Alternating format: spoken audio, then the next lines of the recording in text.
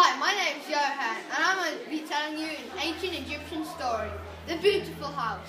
In 12,050 BC, in the time of King Rasmus II, a family is having dinner at their home near Thebes. This is a calm and peaceful period in Egypt's 3,000-year empire. Why do we have to live outside the gates of the city? The other kids treat us like we're weird. They're mean to us, just because Papa takes care of the dead.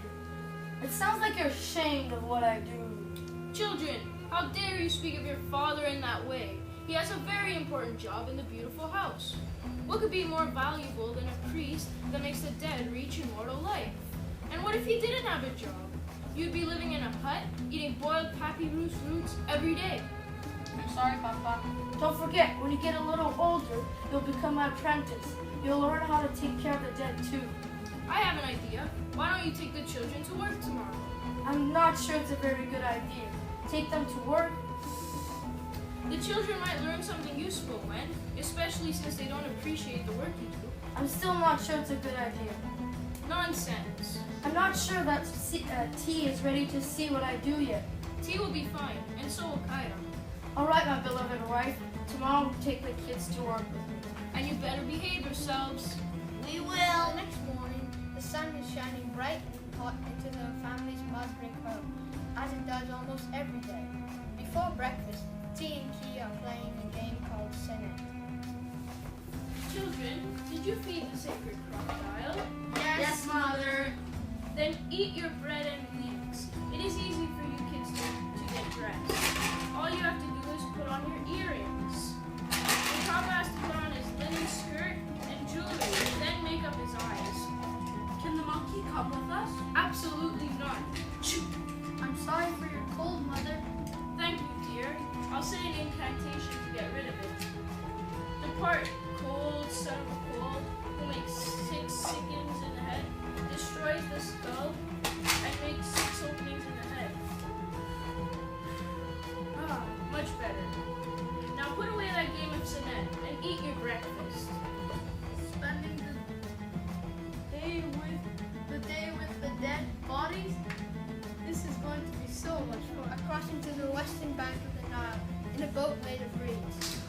They see crocodiles floating like logs on the river, and big black and white birds flying up ahead called ibises. Here's a test, children. Which god has the head of an ibis? Oh, I know, God. And who is Thoth? He's the god of writing and astronomy and geometry and medicine. And talking and writing, and he measures the earth, and he records all knowledge. Excellent. Why is this beautiful house on the other side of the river, Papa? Each day, the sun god Amuru travels across the sky in his boat. He starts in the desert of the east and passes over the holy river, or the life-giving Nile. The Amuru passes the black land, the rich soils along the riverbank, brought to us by the yearly floods. Finally, he passes into the red land and the western desert and disappears until another day. We bury the dead in the west because that's where the sun sets. Is that why we call it the Dead Western? That's right. Why don't we make mummies of the dead anyway? Do you remember the story of what happened to the Greek god Osiris? Osiris ruled the land of Egypt, and he was a good and wise ruler. Right? Very good, Kia. Do you know what happened next, team? Osiris' evil brother Seth got hold of him, and he ripped Osiris into pieces. After that, he buried all 14 pieces in different places. The goddess Isis, Osiris' wife and sister, found all the pieces. She put them together and breathed life back into him. Now Osiris is the king of the underworld. But that doesn't explain why we make mummies. We hope to be restored, just as Osiris was restored. But like Osiris, our bodies have to be restored too. We used to bury our dead in the desert sands because the dry heat preserved their bodies for many generations. But they were often dug up and eaten by jackals. We had to find a way to take better care of our dead. T, please, Keep your hands in the boat. I don't want your fingers to be bitten by a crocodile. On the western side of the Nile, when NQT and Kia reach a low series of buildings. Outside, two priests, Pamiu and Tepen Cow, are washing a body on a table. Oh, what is that horrible smell? Why are there so many bugs flying around? After a few minutes, you won't even notice the smell. Ah, Pamiu, this is my son T and my daughter Kia. Children, these are my two fellow priests, Tempem Cow and Pamiu. Nice to meet you. Welcome to the beautiful house. Thank you. When we receive a body, we bring it to this area, which is called a place of purification. We wash the body with water of the Nile and make it clean and pure to the next stop. Follow me into the beautiful house. When NQ leads T and Kia into the building, bodies are laid out on the tables. Inside, the priests Warset, Datofet, and Senbi are working on these bodies.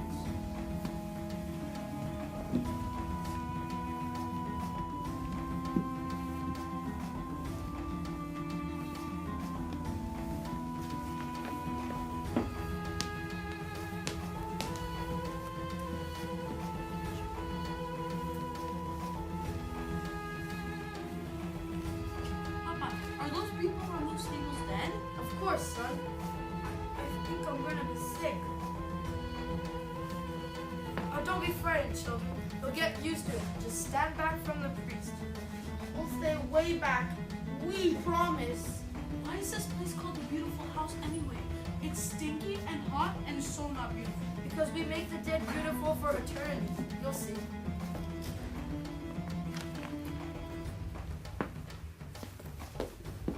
Warset puts a hook up a dead man's nose.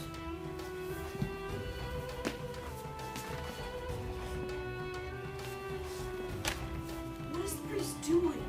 That's Warset. He's pulling out the brain, sweetheart.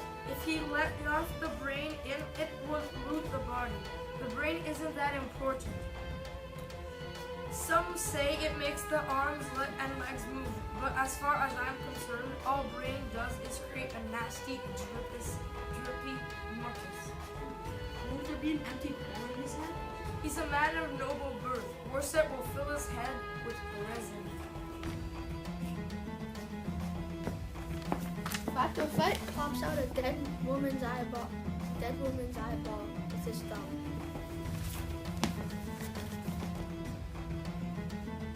Why is he taking out that lady's eyes? Fet will replace them with pretty glass eyes. Now watch what happens when Senbi cuts open the stomach of that body. We call Senbi the Ripper. The cut, Warset and Datofet throw stones at him.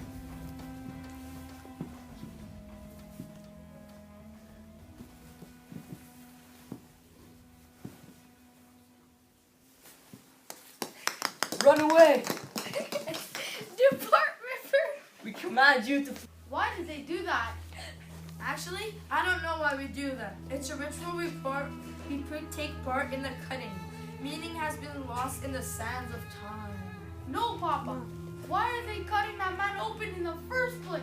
When we get a body, we must act quickly before the decaying process sets in. We must take out the organs that rot. Would you do it then? I don't think I want to hear this. See the 4 jars over there? Those are canopic jars. We preserve the organs we take out, livers and kidneys, intestines, stomachs and lungs, and then put them in the canopic jar. The heart is the only organ we preserve and put back into the body. Why? The heart is a very important organ, the center of intelligence and soul. Look at that lady on the table. She looks like as she can still be alive. Poor Henneby. She was far too young to die. They tried every kind of medicine to cure her. Lizard blood, the teeth of a pig, rotten meat, the brains of a tortoise, an old scroll boiled in oil. Priests chanted for her and placed amulets around her neck, but amazingly, nothing worked. She must have had evil spell placed on her. What are they gonna do to that man over there? We packed natron atoms around the body, sir. Natron is a special kind of salt that dries out the body. It's so much work. If we don't do it, how will the dead reunite with their bodies? When we die, all the different parts of us fly apart. You know what the ba is? It's the spirit that flies in our body like a bird in a cage when we are alive. And you know what our ka is? The spirit that looks and moves just like us, and then is released after we die. And you know your shadow and that follows you faithfully every day. Yes, Papa. Let me ask you then, what do you want to happen to you after you die? Do you want to live with Osiris? Of course. You must be reunited after death with your ba, your ka, your shadow, and your body if you want eternal life. Then it's not enough to be turned into a mummy. Being dead isn't easy. That's true. Before the dead can reach Osiris, they must say spells and answer many trick questions, and to get past the demons who guard the gates on the way. To help the dead, we wrap them up with the Book of the Dead. What's that? It's like a handy test-taking guide that gives the dead many of the answers they'll need. When they pass these tests, they come to a river, and the dead have to pass more tests before the ferryman agrees to take them across to the heart of the underworld. Do they go to live with Osiris then, Papa? First, the dead must pass the biggest exam of all, the jackal-headed god. Anubis weights their hearts against the feather of truth, which contains all the person's evil deeds. The dead must make a confession before Osiris. They must confess all the bad things they didn't do, like I have not oppressed the poor. I have not caused any slave to be ill-treated by his master.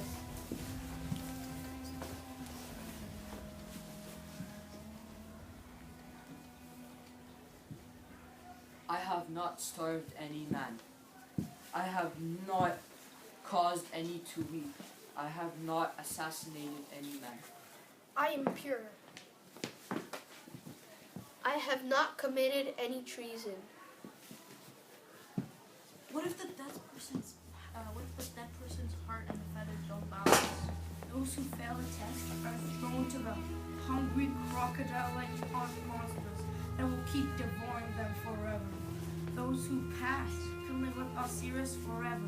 They spend their days eating, drinking, playing sonnet, listening to beautiful flute, music, and having fun in a land much like Egypt. Now that's more like it. Papa, is that man over there dried up enough to be a mummy? What happens when he's done? The drying takes 40 days. Then we put packing in the cheeks and arms to make them look fuller. We paint the woman yellow and the men red, and put henna on their hands and feet. Sometimes we put wings on the dead, or replace missing arms and legs. This way they can go into the afterlife whole. Then do you wrap them up? Yes, we wrap the body with many strips of fine linen to protect it for all eternity. Look over there. Do you see what Worset is doing? Worset is wrapping linen cloth around a dead man's hand. First, Worset wraps each finger and then the hand. Then he starts winding the cloth around the head, around the rest of the body. It takes a lot of skill and a lot of cloth, more than 450 square yards of linen to do it properly. Next, we'll put the mummy in a coffin. The coffin will be placed in a tomb, which will have the person's name, a magical painting to please the god. We'll place the canopic jars in the tomb and other things to bring the person comfort in death. Cups, chairs, food, and shabitis, little figures of of servants to help us in the next life. I want to have plenty of figs in my tree. The last step before we bury the dead is the opening of the mouth. The lead priest touch the mouth of the mummy and say special prayers. Otherwise, the mummy won't be able to eat, drink, breathe, or talk. When we put the mummy inside the tomb and seal it. I still don't understand why it's so important to keep the body if the person has already passed the tests and is with Osiris. The fields of paradise are much like our earth. It's possible we could die again. I used to think your job was sad, Papa, but I'm not so sure now. We do our best to take care of the dead. They may miss their families on earth as we miss them, but they're having a good time in the afterlife. Papa, what will happen when you die? Won't we ever see you again? I won't ever appear again on earth, but if I'm good, I'll reach the fields of paradise. Someday you'll join your mother and me, and we'll all be together again. I'm going to hold my head up proudly from now on, no matter what anyone says about Papa's job. I will too, and I'll be proud to work in this beautiful house someday. Hey! Birthday!